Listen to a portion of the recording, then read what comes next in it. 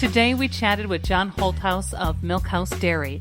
This local dairy is raising only cows that produce A2 protein milk, which we learn is easier on the stomach and can prevent other intolerance symptoms related to traditional dairy products.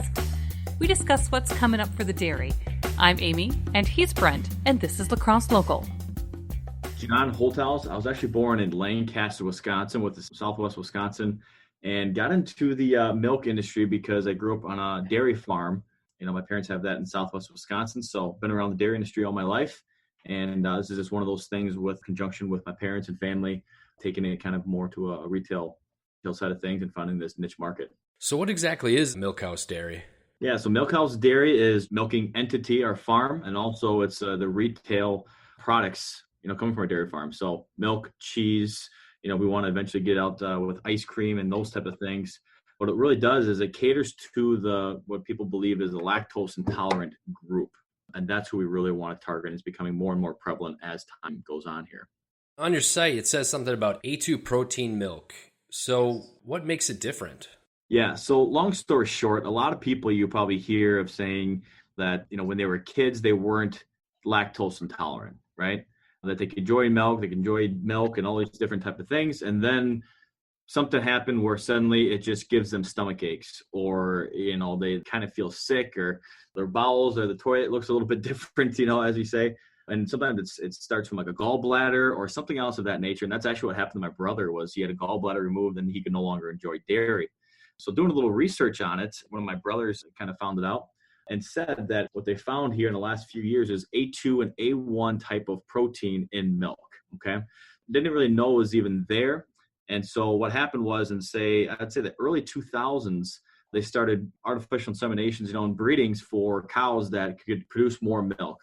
And so if you found a bull or a family, just like if you had like basketball or athletes, they grow taller or stronger or something else like that. You had certain cow families and bulls and stuff that produce a lot more milk. Well, just one of those genetic things that certain cows started producing A1 type of protein. Majority of the population doesn't even know any difference, right? 75 to 80% of the population can drink regular commercial milk, no big deal. So as time goes on, it used to always be A2 milk in the 90s and early 2000s, but then all of a sudden, just to increase genetics in that, a lot more cows started producing this A1 milk. So most of the industry now you see is A1 milk, and all of a sudden people are like, oh, I could drink milk when I was younger. Now I can't drink it anymore. For instance, goat milk is automatically right now still A1 producing milk. It's a type of protein. So most people think that the lactose is what they have issues with, when actually what it really boils down to is that they are A1 sensitive and that they would be able to enjoy all dairy products normally with this A2. So what we do is we separate out the cows that we've tested for that produce this A2 type of milk, and we just put it in a separate bulk tank and different shipping and different everything else. It doesn't touch this A1 milk. And the results have just been unbelievable, where people thought they could never enjoy milk or dairy products again are now able to enjoy it without having to go an alternative route. It's interesting to see that people now realizing as they get older, their body changes, or it might just be in their youth. It also states on your website, selectively breeding, and you kind of talked about breeding award-winning cows to produce only this certain sort of milk. What else goes into that process? You don't want this milk to mix with the other milk. It doesn't taste any different. They can't even tell the difference by looking at the naked eye. The only thing is when we test for it, it's almost like being, I compare it to like a blood type. O, AB negative, those type of things, where you just test the cows initially. They turn out to be producing A2. That's great. You separate them in a different pen, but we still also produce on the normal commercial and, regular milk. It's just rare to have many cows that produce A2. And we happen to have like 75 cows, I believe, that had this A2 milk. So just a lot of research of looking into the breeding cycles and that of which ones will continue to give offspring that are A2 producing, females. So what existing products do you have now, and what's next for the dairy? We started out with cheese because, as you probably know, cheese for the most part, the life cycle for the cheese, sometimes the older the better. It's like 5-year cheddar and 10-year cheddar, and it tastes better. So the production of the cheese portion of it, you could keep it forever. So we started producing that because we did not know what kind of demand that we would get for this out of the gate and get the word out. The cheese started going very, very quickly, almost to the fact of saying, well, we need a little bit of time for the cheddar to age, but it just started becoming demand.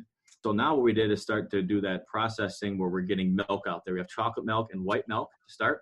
And we're kind of looking at these avenues right now. Do we want to move into, more options as far as cheese go, more flavors, or do we want to add more flavors, I guess, when it comes to the milk side or expand into other areas? Like once people, they gravitate towards this, also we get requests, hey, you should make sour cream, you should make ice cream, you should make, it's like, hey, we got to start one at a time and build. Always we're producing 30 different lines of stuff. It's just not a good, growth trajectory. So right now we want to kind of expand into all areas where people can enjoy dairy. And we're just experimenting with the flavors and stuff right now. And people seem to really like it. So where can people find out more about Milkhaus Dairy and also just buy your milk and cheese?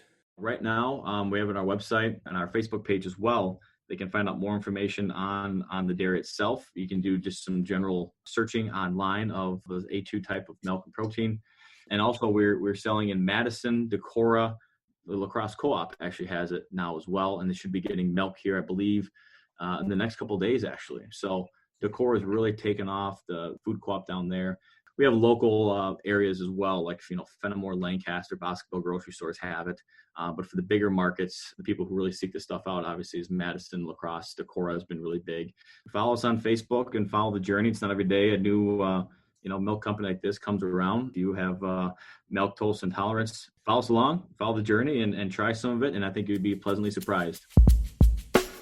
La Crosse Local Podcast is a production of River Travel Media. Do you have an interview idea you would like to share with us? Message us on Facebook at La Crosse Locals. Subscribe to the La Crosse Local Podcast on your favorite podcast app. If you like us, rate us 5 stars. We thank you for it.